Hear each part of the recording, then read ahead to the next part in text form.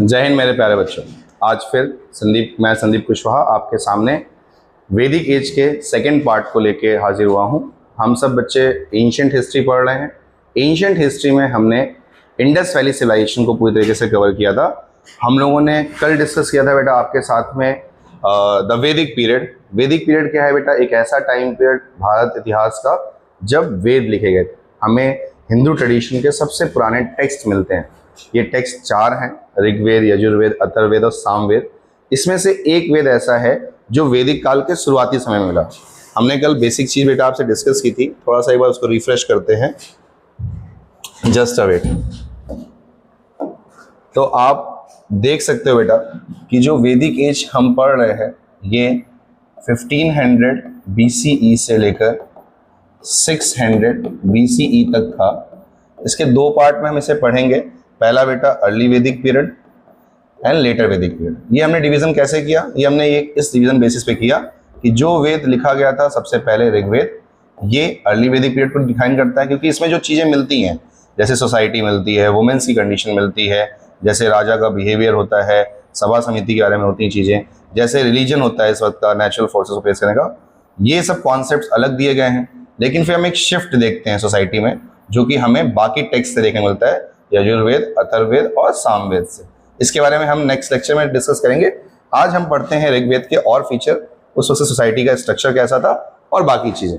देखिए बेटा, कल हम लोगों ने ये जनरल इंट्रोडक्शन किया था।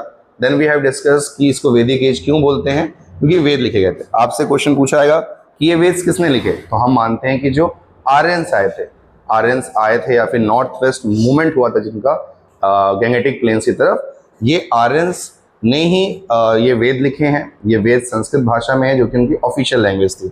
ये बेटा हम चीज़ें डिस्कस कर चुके हैं कि 2 एराज थे और हमने ये डिस्कस किया था कि ये कहाँ पर रहते थे, इनका मेन लैंड एरिया क्या था। तो सप्त सिंध था और हमने ये इंपॉर्टेंट रिवर्स के बारे में पढ़ा था। मेक श्योर कि आप इसके नोट्स जरूर बनाइए और इसको याद करिएगा। आगे चलते हैं बेटा। Yes, today will discuss the first of the Veda that was written. यानी काफ़ी इंटरेस्टिंग है बेटा। ये चीज़ दिखाती है कि इंडिया का ट्रेडिशन कितना स्ट्रांग था। कोई एक ऐसी चीज़ जो ओरली हजारों सालों तक चल रही थी, इसको हम डिवाइन रूप देते हैं। That is none other than Rigveda. बेटा ऋग्वेद जो है ये एक तरीके से, आप जैसे यहाँ पर ये पिक्चर देख पा रहे हैं बेटा, this is known as manuscripts. अब मैन्युस्क्रिप्ट्स क्या होती है बेटा? एक कहते हैं हिमालय के आसपास उत्तराखंड के रीजन में एक पेड़ मिलता है, उस पेड़ की जो छाल बार्क होती है उसको सुखा के उस पर लिखा जाता था। ये पहली अर्ली सिविलाइजेशन है जहाँ पर हम इस चीज़ को देख पा रहे थे।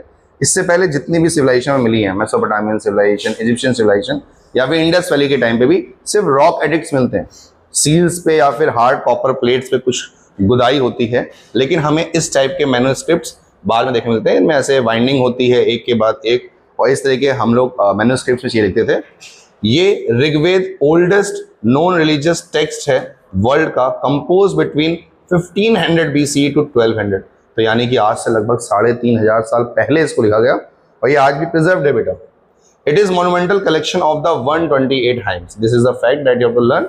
इसमें बेटा 1028 हाइम्स है। हाइम्स मतलब मंत्रों के उच्चारण है एक तरीके से, जिनको हम सुक्तास कहते हैं। Organise into 10 books known as mandals. तो ये मंडल्स में डिवाइडेड है।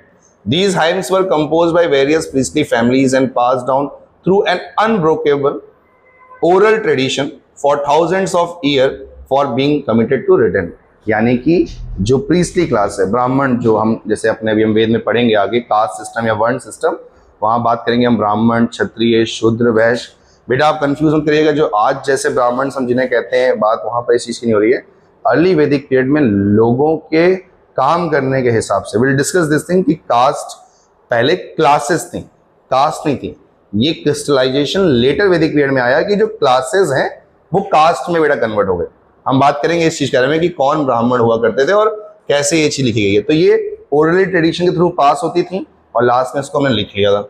एक्स्ट्राऑर्डिनरी प्रिसिशन ऑफ वैदिक मेमोराइजेशन टेक्निक। यस, आपको सोचिए अगर 1028 हाइम्स हैं और ये केवल ओरली ट्रांसमिट की जा रही है जनरेशन टू जनरेशन, इसका मतलब इंडिया का जो मेमोराइजेशन पावर है वो कितना ज़्यादा था।